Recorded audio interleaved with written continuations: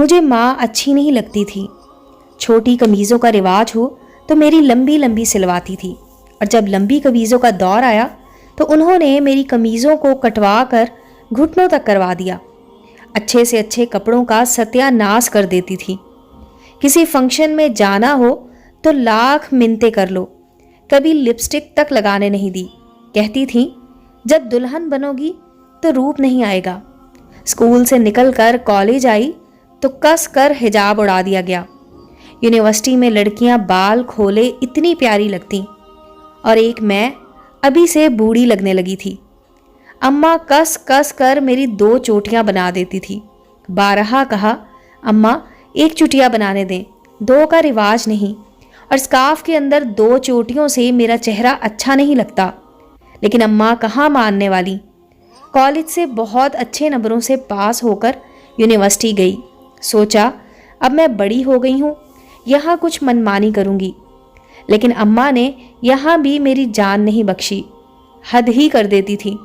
रात को मेरे सर में तेल की पूरी बोतल अंडेल देती, कहती कि पढ़ाई की मेहनत से बाल न झड़ जाएं।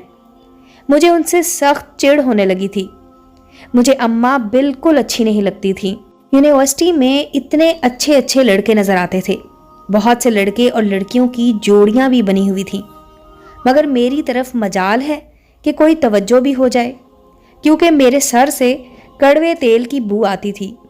न जाने इस एक लड़के में क्या बात थी कि इसके इर्द गिर्द लड़कियों का जम्मे गफ़ीर रहता था। मेरी भी ये ख्वाहिश होने लगी कि मैं उसकी दोस्त बन जाऊं, मगर वो तो मेरी तरफ देखता भी नहीं था। उस वक्त मेरी एक सहेली ने ये कहा कि देखो, याद रखना, तुम जैसी हो इसी तरह के लोग तुम्हें मिलेंगे। मैंने इस हकीकत को तस्लीम कर लिया और पूरी तरह पढ़ाई में मसरूफ़ हो गई। वक्त गुजरता गया और पढ़ाई कब मुकम्मल हुई, रिज़ल्ट आ गया।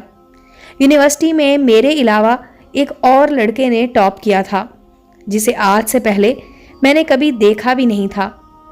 मेरी सहेली का कहना सच साबित हुआ और मेरी शादी मेरे जैसे इसी टॉप करने वाले लड़के से हो गई, जिसको यूनिवर्सिटी में कोई जानता भी नहीं था। अब हम दोनों की एक प्यारी सी बेटी है। मेरी जो ख्वाहिशात मेरे दिल में रह गई थी, मैं इनको अपनी बेटी को सजा संवार कर पूरा कर रही थी। जब लोग उसे सताइशी निगाहों से देखते थे, मैं बाग बाग हो जाती। मेरी बेटी अब वो बड़ी हो रही थी। उसकी चाल ढाल में मुझे अदाएं नज़र आने लगीं। वो जहाँ से भी गुजरती थी, लोग उसे मुड़ मुड़ कर देखते थे, पर मुझे अब ये सब अच्छा नहीं लगता था। बल्कि सच पूछें तो बहुत बुरा लगता है। मैं नहीं चाहती कि उसे कोई भी ऐसी निगाहों से देखे। आज मुझे शिद्दत से अम्मा याद आ रही हैं, और मुझे अम्मा की वो पाबंदियां भी याद आ रही हैं जिनकी वजह से वो मुझे बुरा लगा करती थी। आज मुझे उनकी अपने ऊपर लगाई हुई पाबंदियों पर फ़ख्र महसूस हो रहा है। अब अम्मा मुझे बहुत अच्छी लग रही हैं।